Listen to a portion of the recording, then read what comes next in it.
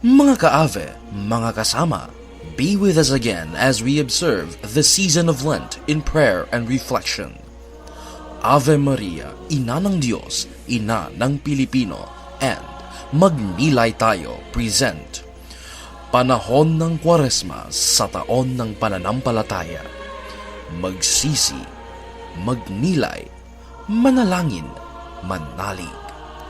A special series of programs for uplifting one's faith and enriching our spiritual life in the season of Lent, featuring the Via Crucis sa Ave Year 2 on all Fridays of Lent and on Holy Wednesday over Ave Maria fan page, and the Pitong Nilay sa Pitong Wika, the Good Friday reflections on the 7 last words of Jesus over Magnilay Tayo.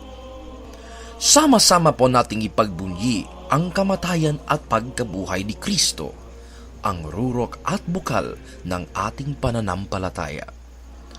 For more information, visit our fan pages, facebook.com/Ave Maria Pilipinas and facebook.com/Magnilay Tayo.